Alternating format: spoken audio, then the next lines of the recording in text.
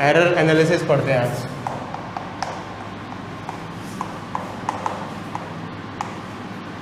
दो तीन चीज़ें याद रखनी है इसमें कि एरर होता क्या है सबसे पहले तो जब हम किसी चीज़ को मेजर करते हैं तो प्रिसाइजली मेजर नहीं कर पाते, कभी दिक्कत हो सकती है। जैसे ये हमारे पास मीटर स्केल है, तो ये मार्किंग है उस पर, ठीक है, 0 centimetre, 1 centimetre, 2 centimetre and so on. अच्छा, अगर हमारा ऑब्जेक्ट एग्जैक्टली इतना ही बड़ा है जो किसी रीडिंग से मैच कर गया तब तो बहुत बढ़िया, कोई दिक्कत नहीं है। लेकिन अगर वो रीडिंग के कहीं बीच में आ रहा है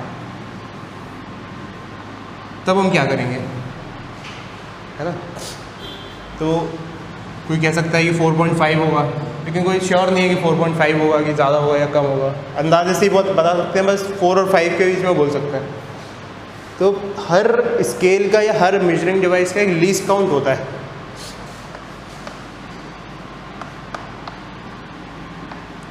लीस्ट काउंट क्या होता है कि जो मिनिमम हम नाप सकते हैं बहुत प्रिसाइजली। जैसे इसमें लेट से ये सेंटीमीटर वाली मार्किंग्स हैं, तो इस मेजरमेंट इंस्ट्रूमेंट का लीस्ट काउंट क्या है, centimetre, 1 centimetre.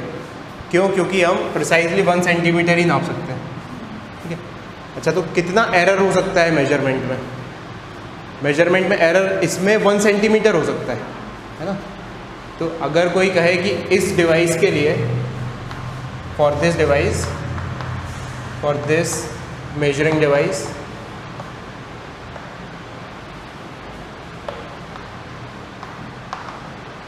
Error is 1 centimetre, ठीक है। तो इस रीडिंग को हम कैसे रिपोर्ट करेंगे? 4 तो हमने प्रिसाइजली नाप लिया, ठीक है। तो 4 ऐसे प्लस करके लिख देंगे यहाँ पर कुछ डेल्टा x, ये एरर है। और इसकी मैक्सिमम वैल्यू क्या हो सकती है? इसकी मैक्सिमम वैल्यू 1 सेंटीमीटर हो सकती है, ठीक है।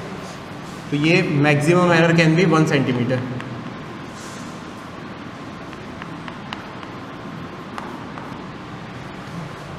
तो बस इतना याद रखना है कि कभी हमारे पास कोई रीडिंग इंस्ट्रूमेंट है तो उसका एरर क्या होगा, मैक्सिमम पॉसिबल एरर, उसका लीस्ट काउंट, ठीक है। तो इस बात को नोट कर लो। For any measuring instrument, for any measuring instrument,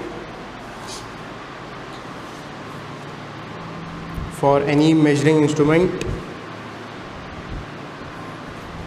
the maximum possible error is its least count,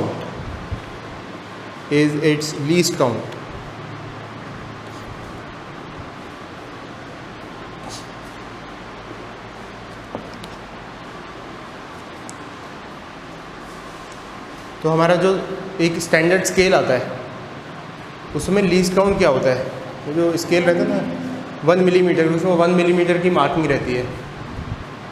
तो व्हाट इफ़ कि हमें 6.252 इस टाइप की मेजरमेंट करनी हो प्रिसाइजली, तो कुछ इंस्ट्रूमेंट्स होते हैं जिन्हें बोलते हैं अपन वर्नियर कैलिपर्स और स्क्रू गेज।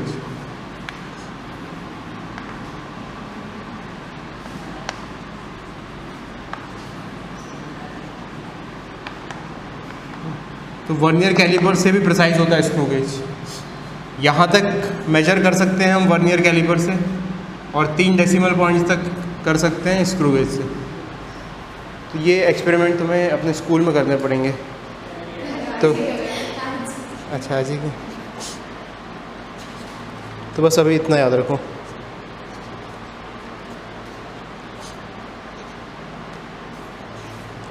ठीक है, सिग्निफिकेंट फिगर्स तो मैं पता होंगे, मैं फटाफट 2-3 नंबर लिख देता हूँ, तुम बताना कितने सिग्निफिकेंट फिगर्स हैं। अगर नहीं बता पाओगे तो फिर अपन उसके रूल्स एक बार रिवाइज कर लेंगे।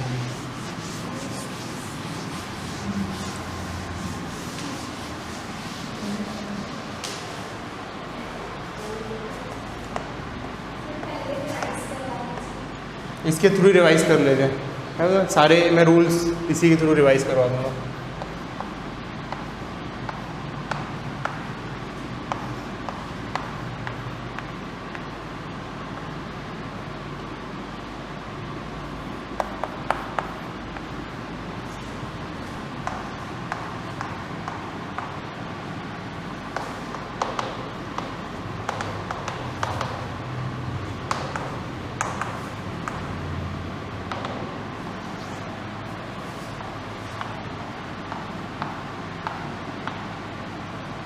तो इसमें कितने सिग्निफिकेंट फिगर्स हैं?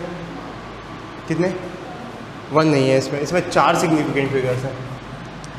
क्यों है इसमें 4 सिग्निफिकेंट फिगर्स? क्योंकि डेसिमल पॉइंट के बाद वाले तो सब काउंट होते हैं, चाहे 0 हो चाहे नहीं हो, सब काउंट होते हैं डेसिमल पॉइंट के बाद। डेसिमल पॉइंट के पहले अगर 0 है तो वो काउंट नहीं होगा। तो इसमें तो चारों काउंट होंगे, 1 2 3 4। ये क्यों काउंट हुआ? क्योंकि ये तो काउंट होना ही था, डेसिमल के इस तरफ है ये, और डेसिमल के बाद वाले सब काउंट होते हैं 0। तो इसमें 4 सिग्निफिकेंट फिगर्स। इसमें कितने हैं? इसमें तो कोई डिलेमा ही नहीं है। इसमें कितने हैं?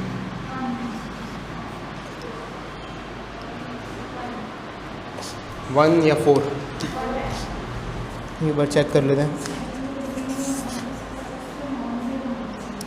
देखो इस तरफ ये वाले ज़ीरोस काउंट नहीं होंगे क्योंकि ये लेफ्ट हैंड साइड वाले हैं, और अगर यहाँ 1 होता है या कुछ भी होता है यहाँ पे, फिर सब काउंट हो जाते हैं।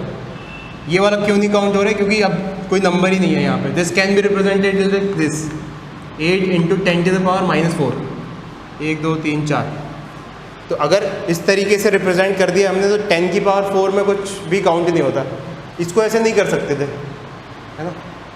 क्योंकि 1.0003 है, इस वजह से। तो इसमें सिग्निफिकेंट फिगर है 1, इसमें भी सिग्निफिकेंट फिगर है 1, सेम लॉजिक।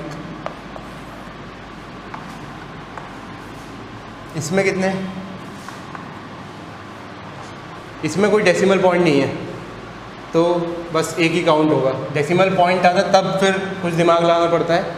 डेसिमल पॉइंट नहीं हो फिर 0 लिखे हो तो बस 1, क्योंकि this can be represented as 3 × 10⁻⁴, और ये 0.001, तो इसमें भी 1।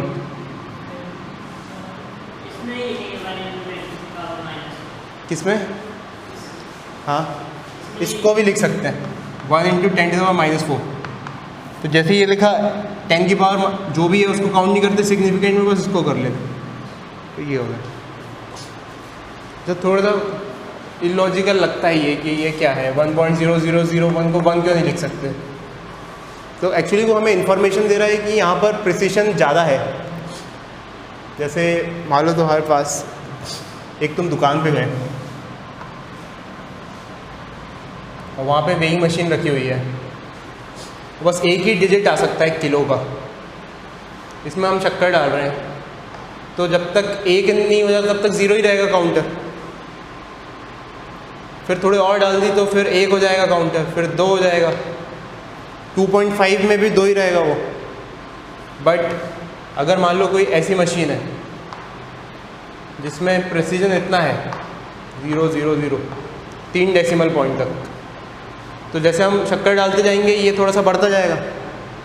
तो क्योंकि डेसिमल पॉइंट के बाद यहाँ पे 0 लग गए, मतलब डेसिमल पॉइंट के बाद कुछ आ सकता है, इसलिए ये प्रिसाइज्ड है और ये सिग्निफिकेंट है, सिग्निफिकेंस है इनका इस वजह से। तो डेसिमल पॉइंट के बाद वाले 0 काउंट हो जाते हैं, बट डेसिमल पॉइंट के पहले नहीं होते इस वजह से। जैसे अभी जोक चल रहा था 10 और 100 में, दोनों में सेम सिग्निफिकेंट फिगर्स हैं 1। तो लगे 10 मार्क्स आके घर पे बच्चा बता रहा है 100 ही आए हैं, क्योंकि सिग्निफिकेंट फिगर एक ही है उसमें।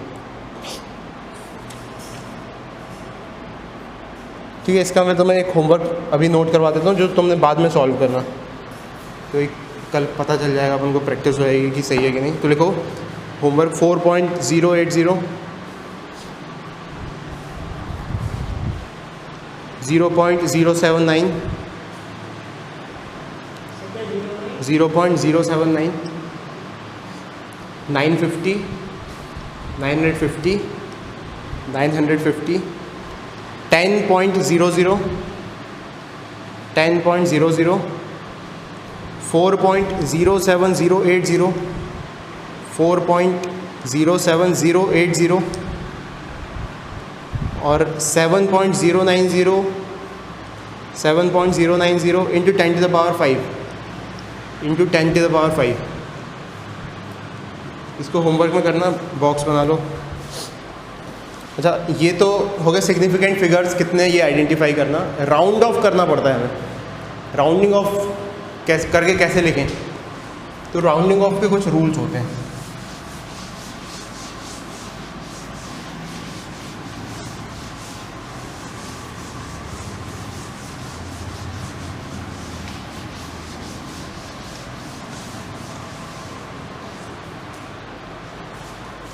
कुछ कुछ इंट्यूटिव चीज़ें हैं, लेकिन कुछ कुछ चीज़ें ध्यान रखनी पड़ती हैं। जैसे बिल्कुल इंट्यूशन से तुम इसका आंसर देना 3.37, इसको हमें राउंड ऑफ करना है एक डेसिमल पॉइंट तक, तो क्या करोगे? 3.4। क्यों? क्योंकि ये डिसीजन मेकिंग कराएगा, तो ये 5 से उस तरफ है, 5 बीच में आता है, तो ये 5 से उस तरफ है, तो 3 का 4 कर देंगे, तो इसमें कोई दिक्कत नहीं है। 3.4। सिमिलरली अगर ऐसे आ गया 228.1 1 डेसिमल पॉइंट तक करना है, तो क्या हो जाएगा? 228.1, क्योंकि ये डिसीजन मेकिंग करा रहा है अब 2 और ये 5 से अंदर है, तो 228.1। अब डिलेमा कहाँ पे आने वाला है? डिलेमा आने वाला है यहाँ पर 36.25। अब एक डेसिमल पॉइंट तक करना है, तो क्या होगा? तो अब 2 भी लिख सकते हैं, 3 भी लिख सकते हैं, ये बीच में है। तो यहाँ पे एक कन्वेंशन याद रखना है कि हमें इवन रिटेन करना पड़ता है। इवन नंबर, कि जैसे ये इवन है, दिस इज़ इवन, तो यही लिख दो 36.2। जैसे ऐसा होता 378.55। अब इसको एक राउंड तक करना है, तो 378.6। क्यों? क्योंकि ये ऑड है, ऑड का हमें इवन बनाना पड़ता है। तो इसमें याद रख सकते हैं हम कि दिस इज़ ऑड, और ये बना दिया हमने इवन, और ये इवन तो है, तो इवन ही रिटेन होता है। इस प्रोसेस में हमें even should be written, even is the king. ठीक है, ऐसे डिलेमा, एक डिलेमा ये आएगा बस।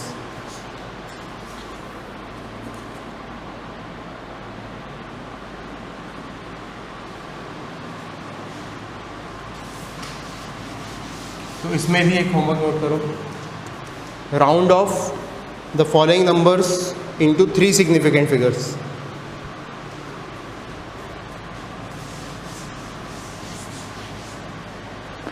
Round off the following numbers to 3 significant figures. पहला है 24572, दूसरा है 24.937, तीसरा है 36.350, चौथा है 42.450 इंटू 10⁹, और ई है 3675। मतलब होमवर्क नहीं है, अभी ट्राई करते हैं इनको।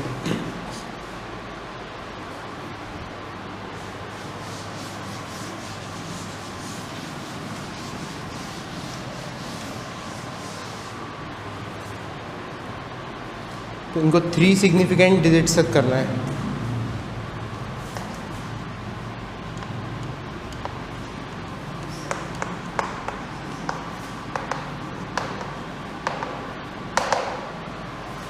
इसको 3 तक करना है, तो 3 में क्या मतलब यहाँ तक पहुँचाना है। तो क्या होगा 245, और ये 7 है, तो कोई डिलेमा नहीं। 5 की जगह क्या हो जाएगा 6, ये हो गया 246। अच्छा, अब ऐसे करके छोड़ना नहीं है। क्यों नहीं छोड़ना है? क्योंकि तुम ऐसे थर्ड पॉइंट से सोचो कि 2457 ये कितना बड़ा नंबर है, 1 10 100 1000 10,000 24,000 समथिंग है। ये तो हमने 246 कुछ लिखा हुआ है, तो 0 भी लगाओ यहाँ पे। 0 लगाने से सिग्निफिकेंट फिगर्स तो बढ़ेंगे नहीं, तो 0 भी लगा दो। यहाँ पे कितने तक करना है? 3 तक करना है। 3 तक मतलब ये हो गया 25 पॉइंट, बस कुछ नहीं, एक लिखना पड़ेगा ना, 25.0, क्योंकि 3 करना है। हाँ, ये वाला 0 काउंट होगा सिग्निफिकेंट में, क्योंकि डेसिमल पॉइंट के उस तरफ है।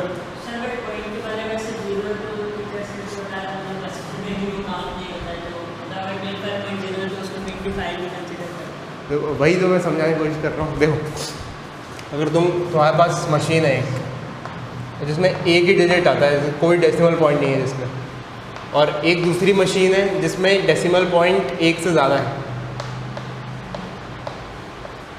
तो अब जैसे कि ये वेइंग मशीन है, तो अगर यहाँ पे काउंटर आएगा तो 1 आएगा, असलियत में वेट 1.5 भी होगा तब भी 1 ही काउंटर रहेगा, 1.6 हो जाएगा तब भी 1 ही रहेगा, अनटिल वो 2 के क्रॉस नहीं हो जाए फिर 2 आ जाएगा वहाँ पे। लेकिन इस मशीन में 0.001 भी आ जाएगा, हम थोड़े से दाने डालेंगे तो, थोड़ा और डालेंगे तो फिर इधर भी आ जाएगा, इधर भी आ जाएगा। तो इसलिए डेसिमल पॉइंट के बाद वाले 0 काउंट हो जाते हैं सिग्निफिकेंट। वैसा कोई लॉजिक नहीं है उसका, बस याद ही रखना पड़ेगा। ये कुछ ऐसा बहुत ही फेवरेबल लॉजिक नहीं है ये कि एकदम याद हो जाए इससे। इसमें भी अपन को कितने करने हैं? 3 करने हैं, तो ये हो गया 36.4, क्योंकि ये ऑड नंबर है, ऑड से इवन रिटेन करना। फिर यहाँ पे तो अब यहाँ पे कितने डेसिमल, कितने सिग्निफिकेंट है? 1 2 3 4 5, हमें 3 तक ही करना है। 36.4 हो गए। हाँ 36.4 होगा, क्यों होगा? इवन रिटेन करना ना, 5 है वहाँ पे, 3 है ना। अच्छा 3 तक अपन को राउंड ऑफ कहाँ तक करना है? अपन को राउंड ऑफ 3 तक करना है। 3 तक करना है मतलब कि अब 1 2 3, तो अब तीसरे पे जजमेंट बिठाना है। उसके बाद वाले ने जजमेंट दिया हमें कि वही वो 5 है, तो टाई हो रहा है वहाँ पे। तो 5 या तो 36.3 लिख सकते थे, 36.4 लिख सकते थे, तो 4 रिटेन किया क्योंकि वहाँ पे इवन है वो। फिर ये इसमें कितने करने हैं? 3 करने हैं हमें। तो अब ये इवन ही है यहाँ पे, इसमें कोई दिक्कत ही नहीं है, तो ये ऐसे हो जाएगा 42.4 इंटू 10⁻⁹। इसमें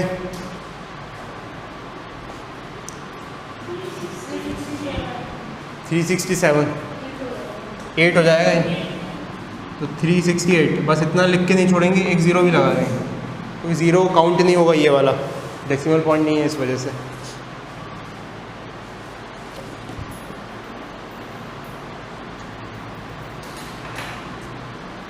एक और क्वेश्चन लिखो, round 742396 742396 to 4 3 and 2 significant digits, to 4 3 and 2 significant digits। इसको 4 में भी राउंड ऑफ करना है, 3 में भी करना है और 2 में भी करना है।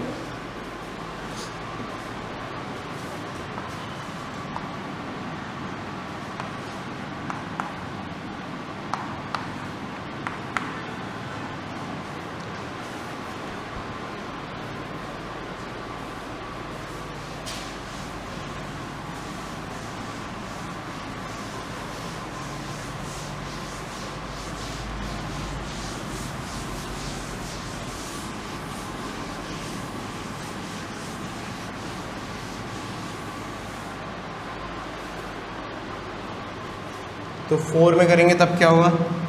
1 2 3 4, तो इस पे इसको करना है, तो यहाँ पे क्या आएगा? 3 की जगह 4, क्योंकि 9 है आगे, तो 7 4 2 4, और फिर 0 0 भी करना है आगे, क्यों? क्योंकि ये तो काउंट नहीं हो रहा सिग्निफिकेंट में। फिर 3 में 7 4 2, अब अगला 3 है, तो 7 4 3 2 0 0 0। फिर 2 में करना है, 2 में करना है तो इसका जजमेंट बिठाना पड़ेगा, तो 7 4, तो 7 4 0 0 0 0।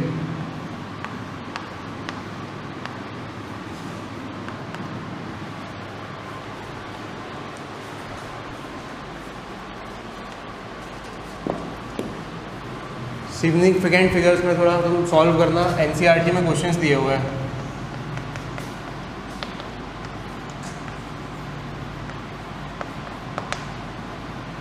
फिजिक्स की बुक में भी और केमिस्ट्री की बुक में भी। उनको एक बार सॉल्व करना तो रूल्स याद हो जाएंगे तुम्हें अच्छे से। थोड़ा उलझ रहे हो तुम इसमें। अब इम्पॉर्टेंट चीज़ कि अगर हमें ऑपरेट करने हैं नंबरों को, जैसे ऐड करना है, सब्सट्रैक्ट करना है, तो क्या होगा।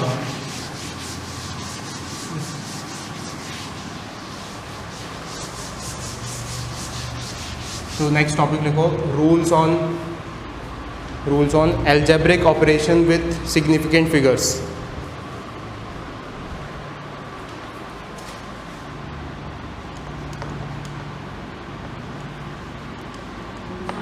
algebraic operations on significant figures।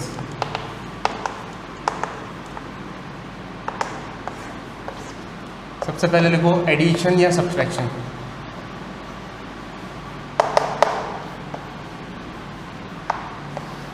Addition या सब्सट्रैक्शन।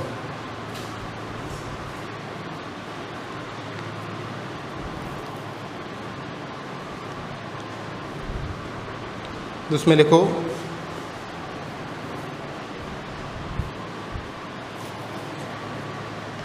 पहले समझो इसको कि जैसे तुम्हारे पास ये सिचुएशन है, 3 नंबर्स को ऐड करना है, 1.2, 3.45 और 6.789। तो क्लियरली इसमें 2 सिग्निफिकेंट फिगर्स हैं, इसमें 3 सिग्निफिकेंट है और इसमें 4 सिग्निफिकेंट है। तो जो आंसर निकल के आएगा उसमें कितने सिग्निफिकेंट फिगर होंगे?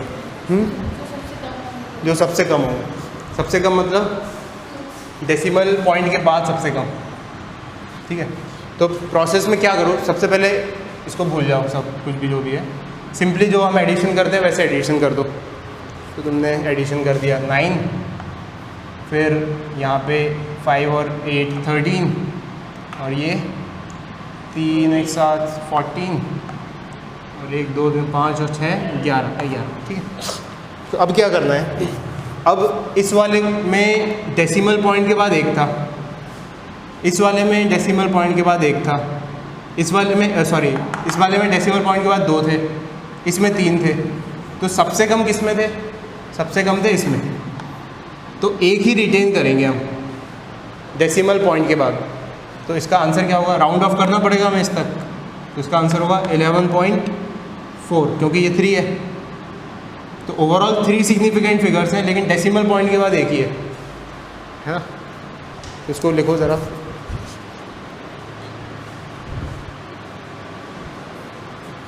Suppose in the measured value to be added or subtracted, suppose in the measured values to be added or subtracted, the least number of digits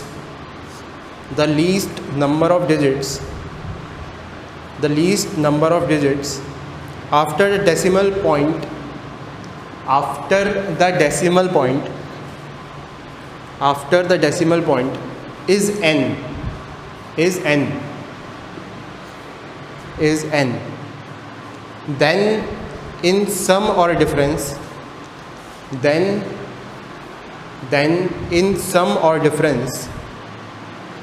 Then in sum or difference also the number of digits after decimal point, then in the sum or difference also the number of digits after the decimal point should also be n. Number of digits after the decimal point should also be n.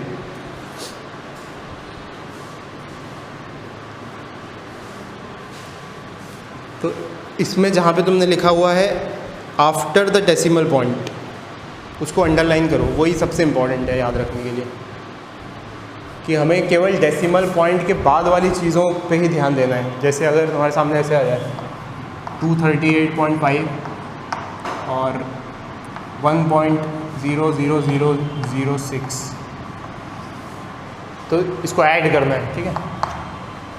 तो क्या करेंगे यहाँ पर, पहले तो normally कर दो जो भी है, 60005, यहाँ पे 932।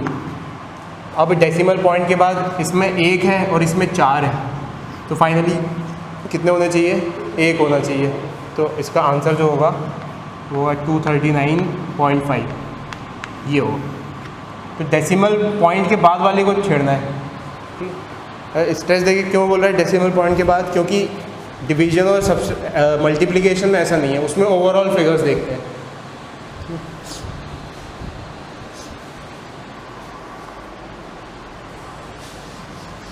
सब्सट्रैक्शन में भी सेम रूल कि अगर तुम्हारे सामने ऐसा कुछ है 239.1 और 3.078, तो सब्सट्रैक्ट करेंगे तो भी हमें वही करना पड़ेगा। तो सब्सट्रैक्ट कर लो, इन्हें करके देखो एक बार खुद से। ये इसका रिपोर्ट करना है आंसर।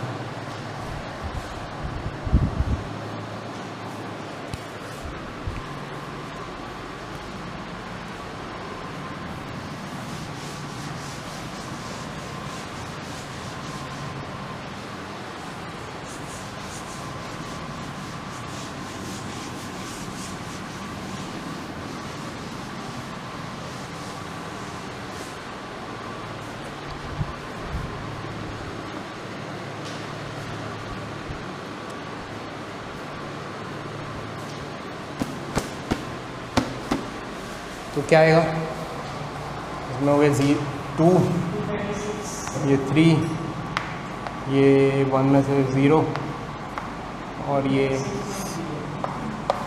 236.0। अब सेकेंड को मल्टीप्लिकेशन या डिवीजन, मल्टीप्लिकेशन या डिवीजन।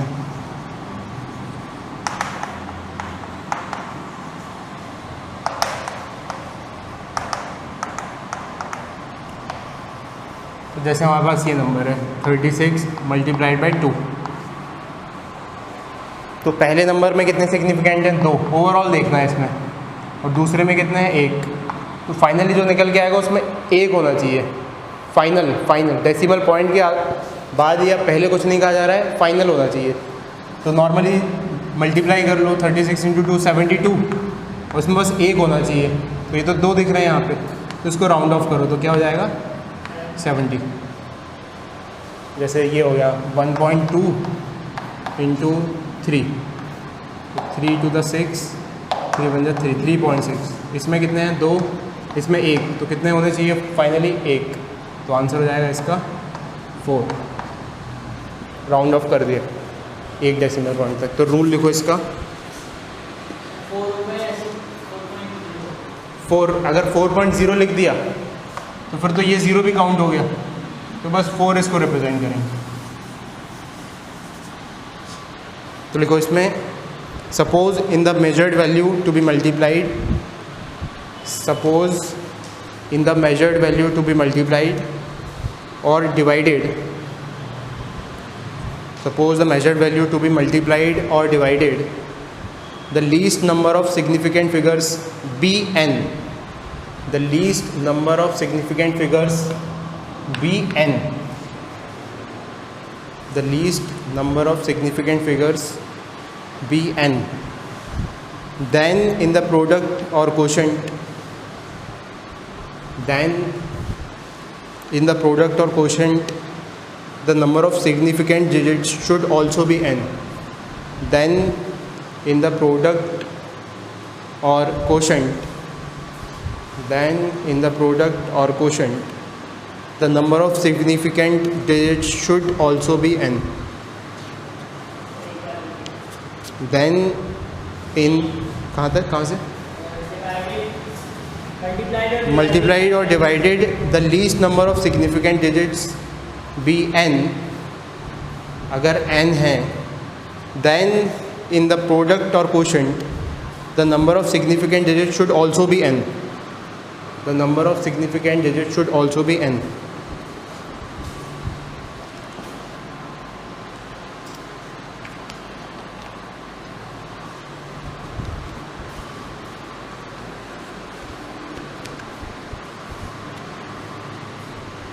तो एक क्वेश्चन लिखो, find volume of a cube, find volume of a cube of side a is equals to 1.4 × 10⁻⁻² meters. 1.4 into 10⁻⁻² meters. हमें वॉल्यूम बताना है क्यूब का जिसका साइड 1.4 इंटू 10⁻⁻² मीटर्स है और करेक्ट सिग्निफिकेंट फिगर्स में रिपोर्ट करना है।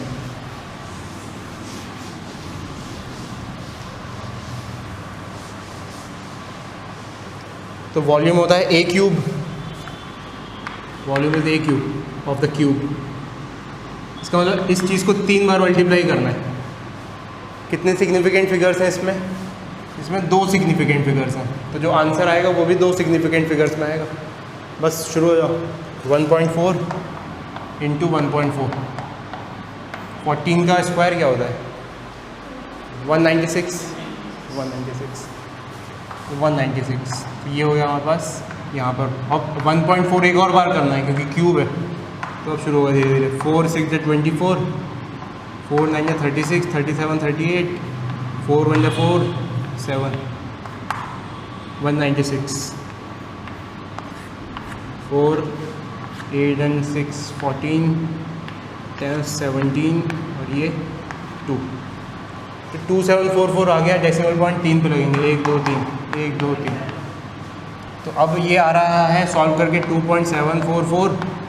अच्छा, इसका भी क्यूब होगा तो 10, इसकी तो कोई टेंशन ही नहीं, 10⁻⁻6। मीटर का भी क्यूब होगा तो मीटर क्यूब। ये आंसर आ रहा है। हमें करेक्ट सिग्निफिकेंट फिगर्स में इसको रिपोर्ट करना है। तो करेक्ट सिग्निफिकेंट फिगर्स यानी कि 2, तो 2 यानी कि यहाँ तक करना है। तो ये हो गया 2.7 इंटू 10⁻⁻6 मीटर क्यूब।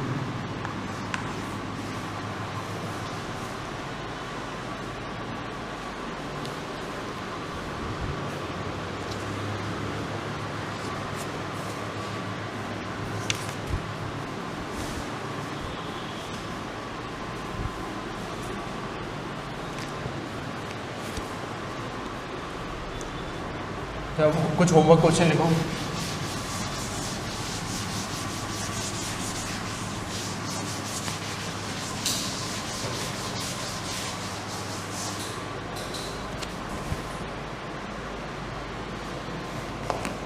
लिखो radius of the wire is, radius of the wire is 2.50 millimeters. The length of the wire is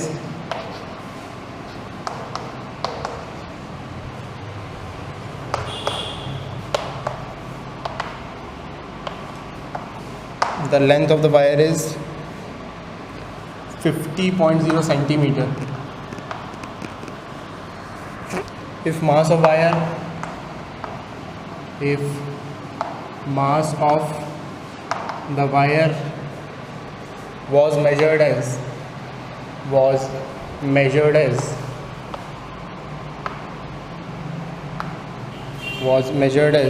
25 grams,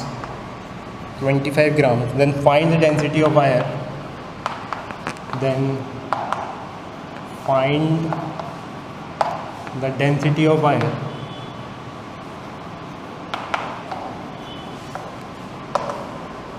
find the density of wire in correct significant figures.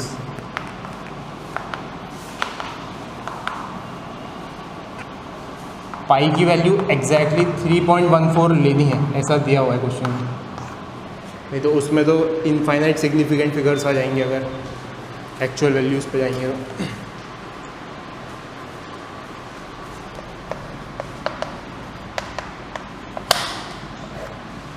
तो इसमें हिंट क्या है, पहले question लिख लो।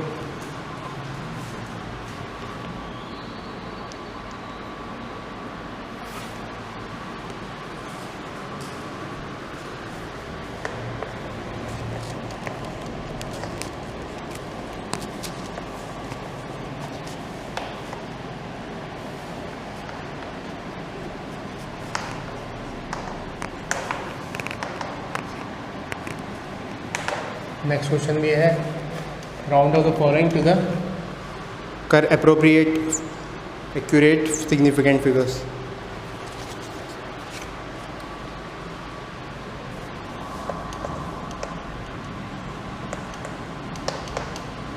13.214, 234.6 plus 7.0350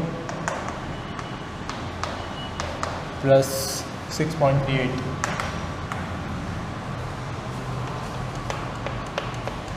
Second 1247 plus 134.5 plus 450 plus 78.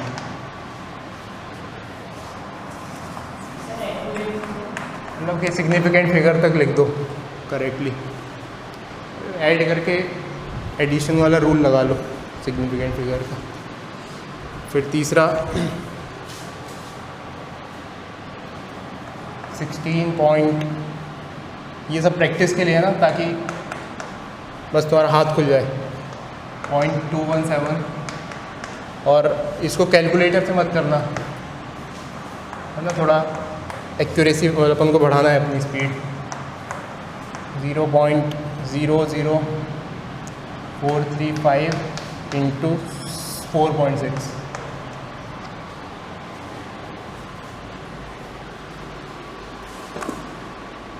तो इस वाले में क्या करना है, एक वायर है जिसकी रेडियस दी हुई है, लेंथ दी हुई है और उसका मास दिया हुआ है, और हमें डेंसिटी रिपोर्ट करनी है। तो डेंसिटी क्या होता है, मास अपॉन वॉल्यूम। तो क्लियरली ये डिवीजन वाला खेल है ना। तो यहाँ पे हम मास लिखेंगे जो भी है, वॉल्यूम लिखेंगे, और वॉल्यूम कैसे निकालेंगे, वॉल्यूम निकालेंगे पाई आर स्क्वायर एच, क्योंकि सिलेंडर वायर एक सिलेंडर के फॉर्म का है। It is like pi r square h. तो किन चीज़ों का प्रोडक्ट कर रहे हैं हम यहाँ पे, हम पाई को मल्टीप्लाई कर रहे हैं, आर को 2 बार मल्टीप्लाई कर रहे हैं, और एक एच जो उसकी लेंथ दी हुई है उसको 1 बार मल्टीप्लाई कर रहे हैं। तो यहाँ पे प्रोडक्ट वाला कॉन्सेप्ट लगा देंगे। तो प्रोडक्ट करेंगे और फिर सिग्निफिकेंट फिगर्स जो भी है वो यहाँ पे रखेंगे, और फिर मास और वॉल्यूम को डिवाइड करके ये निकालेंगे। इसको निकालना है ना, फिर कल आंसर चेक करेंगे सही आएगा। अब सबसे इम्पॉर्टेंट चीज़ कि अगर कॉम्बिनेशन ऑफ एरर आ जाए तब क्या होता है, कि एरर कंबाइन करने पड़ जाए कभी हमें, तो क्या होगा।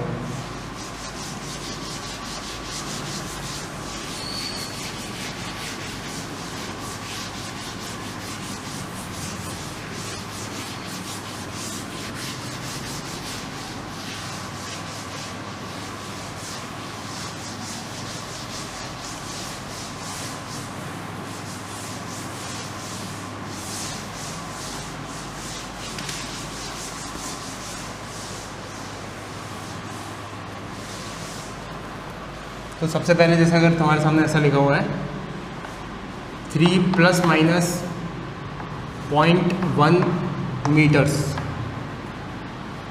तो इसका मतलब क्या है, सबसे पहले ये समझते हैं। तो इसका मतलब कि मीटर तो हमें बता रहा है कोई लेंथ नापी के लिखी हुई है, और 3 ये बता रहा है कि उसकी असली वैल्यू 3 है, और 3 से थोड़ा इधर उधर, वो 0.1 इधर भी हो सकती है और उधर भी हो सकती है। मतलब कि दिस रिप्रेजेंट्स अ रेंज। 3 में से 0.1 गया तो 2.9, और 3 में 0.1 जोड़ दिया तो 3.1। तो जो एक्चुअल मेजरमेंट है वो 2.9 से 3.1 के बीच में कुछ होगा। इसका मतलब 3 तो इसकी वैल्यू है, और 0.1 इसमें एरर है। This is the value and this is error. तो कोई भी मेजरमेंट को हम इस फॉर्म में लिखते हैं जब भी हम कैलकुलेट करते हैं, x प्लस डेल्टा x या a प्लस डेल्टा a, ठीक है। So this is what, this is absolute error, नाम है इनके ना, और this is what absolute value.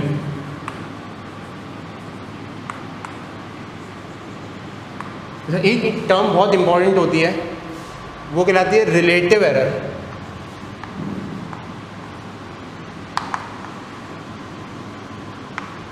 तो रिलेटिव एरर कैसे, relative error like absolute error को डिवाइड कर दिया अगर एब्सोल्यूट वैल्यू से, तो रिलेटिव एरर आ गया। मतलब जैसे इसके लिए रिलेटिव एरर क्या है, डेल्टा x बाय x। इसके लिए रिलेटिव एरर क्या है, डेल्टा a बाय a। इसके लिए रिलेटिव एरर क्या है, डेल्टा मतलब 0.1 by 3, this is relative error. ये समझ में आ रहा है? अरे बस टर्मिनोलॉजी से फैमिलियर हो रहे हैं बस अभी हम, कि हमें रिलेटिव एरर पता होना चाहिए, एब्सोल्यूट वैल्यू और एब्सोल्यूट एरर में अंतर पता होना चाहिए बस। अच्छा, इसको नोट कर लो फटाफट, ये बहुत ही इम्पॉर्टेंट है।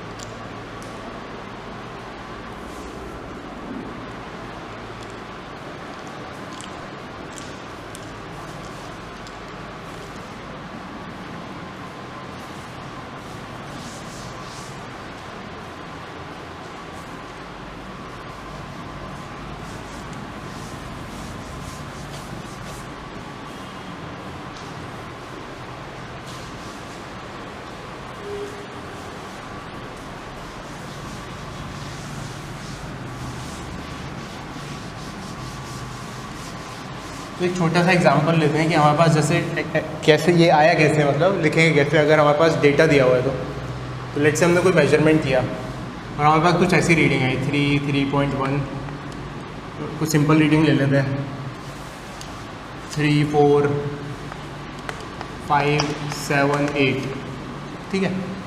और हम कुछ मास का मेजरमेंट कर रहे हैं और बहुत सारी रीडिंग्स ले रहे हैं ताकि एवरेज निकाल सकें, उसका असली वैल्यू तक पहुंच सकें। तो बहुत ही ऐसी वैल्यूज़ ले ली हमने, 5 ऐसी वैल्यूज़ निकल के आई। तो उसका जो अपन को क्या रिप्रेजेंट करना है, हमें तो एक नंबर रिप्रेजेंट करना है। लेट्स से ये वो था केजी था ये, ठीक है, मास नाप रहे थे हम किसी चीज़ का। तो वैसे तो बहुत ही ये अनप्रिसाइज्ड वैल्यूज़ हैं, जस्ट एग्जांपल के लिए। लैब में ऐसा नहीं होगा कि एक बार किसी चीज़ को तोला तो 3 किलो आया, अगली बार 4 आ गया, ऐसा नहीं होगा। और जैसा मान लिया हो गया, तो अब रिप्रेजेंट कैसे करें फाइनल रिपोर्ट में कि क्या फाइनली आया है। तो सारी रीडिंग्स का एवरेज ले लेंगे। तो 3 + 4 + 5 + 7 + 8, तो 15, 20, 27/5, ठीक है। 5 है ना, 1, 2, 3, 4, 5, 27.5। तो 27.5 इज़ लाइक 5.4 kg।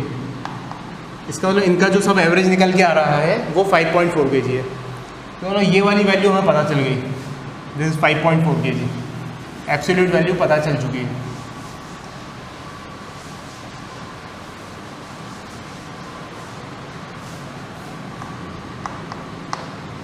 ठीक है, अब ओवरऑल एरर पता करना है। तो इंडिविजुअल क्वांटिटीज़ में कितना एरर है ये देखना पड़ेगा। असली वैल्यू कहाँ पे आ रही है? 5.4 के आसपास, वो इससे दूर है, पहली क्वांटिटी से 5.4 दूर है। कितना दूर है? 2.4। तो इसमें कितना एरर है? 2.4। इसमें कितना एरर है? 1.4। ये समझ में आ रहा है क्या? आराम से समझो। हमारे पास रीडिंग कुछ ऐसी है, 3 है, 4 है असली रीडिंग्स, फिर 5 है, फिर 7 है, फिर 8 है। वो जो एवरेज वैल्यू निकल के आ रही है वो कहाँ पे आ रही है? वो 5.4 यहाँ पे कहीं पे आ रही है। तो इसका मतलब ये ट्रू वैल्यू है। ये वाली जो पहली वैल्यू थी इससे थोड़ी दूर है। ये कितनी दूर है? 2.4। तो इसलिए यहाँ पे लिख दिया 2.4। ये वाली वैल्यू कितनी दूर है? दूसरी वाली 1.4। फिर ये वाली 0.4, तो ये वाली 0.4 दूर है। अच्छा, ये नेगेटिव साइड में दूर है, मतलब कि ये देखो इस तरफ दूर है ये, और वो वाली वैल्यू उस तरफ दूर है। 7 में से 5.4 जाएगा तो कितना बचेगा? 1.6। बट हम तो दूरी लिख रहे हैं, हमें प्लस माइनस से कुछ लेना देना नहीं है। हम तो कितना दूर है हमारी क्वांटिटी वो लिख रहे हैं, 1.6, ये 2.6।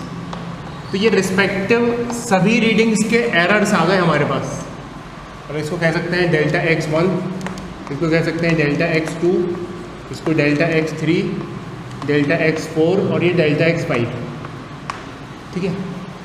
और एवरेज निकालेंगे इनका तो मीन एरर आ जाएगा, ये वाली वैल्यू आ जाएगी। यहाँ पे तो हम ओवरऑल वैल्यू का एवरेज लिखेंगे ना, हमें इंडिविजुअल से मतलब नहीं है, हमें एवरेज से मतलब है। तो डेल्टा एक्स क्या होगा, इन सभी एरर्स का एवरेज। तो 2.4 plus 1.4 plus 0.4 plus 1.6 plus 2.5 divided by 5।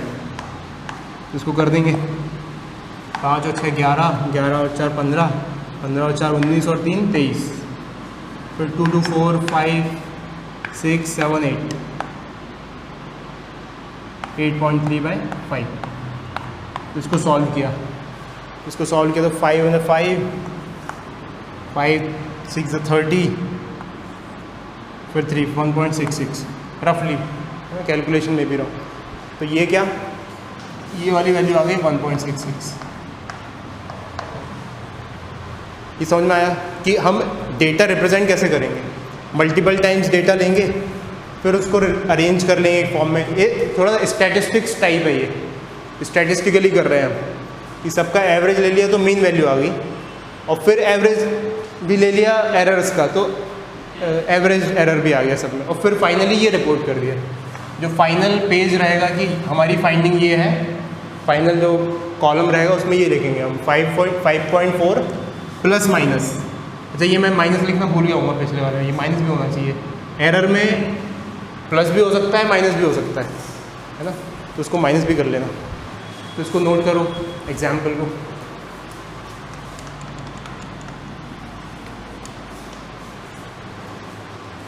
और एक अब तुम्हें करना है, मैं डेटा देता हूँ।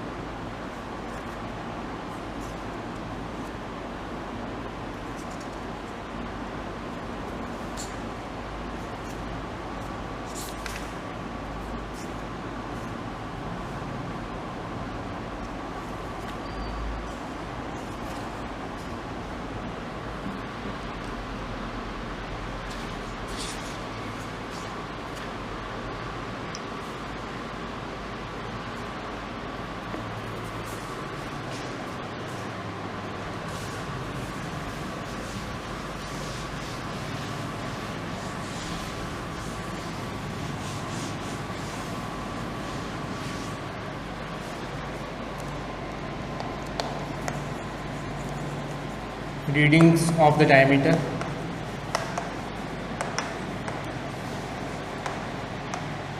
are 2.620,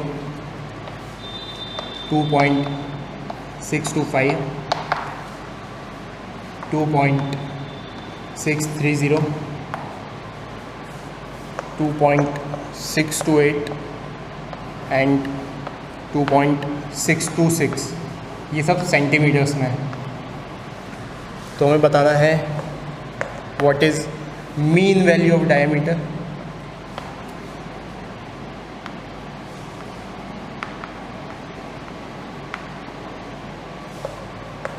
what is absolute error in each measurement.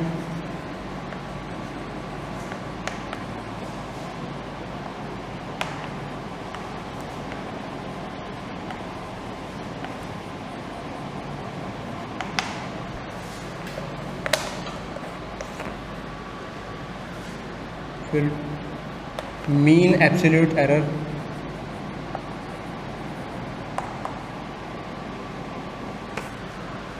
और रिलेटिव एरर।